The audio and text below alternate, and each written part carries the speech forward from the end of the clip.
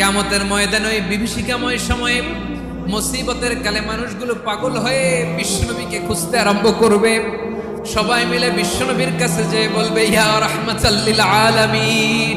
দেখেন আমাদের কি অবস্থা, সূর্যের আলোতে ঘেমে হয়রান। আজকে কেউ সুপারিশ করতে পারবে না। সব নবীরা অপারগতা স্বীকার করেছে, তারা বলেছে আপনি ছাড়া কেউ নাকি আল্লাহর সামনে দাঁড়াতে পারবেন না, আপনি একটু সুপারিশ করেন। বিশ্বনবী বলবেন, আসো আসো, আজকের দিনে আমি ছাড়া আল্লাহর সামনে কেউ দাঁড়াতে পারবে না। বিশ্বনবী মাকামে মাহমুদে যে আল্লাহু আকবার বলে সিজদায় লুটিয়ে পড়বেন, বিশ্বনবী এমন ভাবে অজর দ্বারায় সিজদায় লুটিয়ে পড়ে কাঁদবেন, রব্বুল আলামিনের রহমতের দরিয়ায় জোশ লেগে যাবে।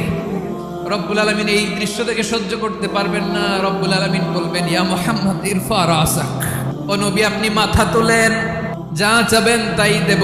ওয়াশফা তুশাফা, যার জন্য সুপারিশ করবেন তার সুপারিশ কবুল করে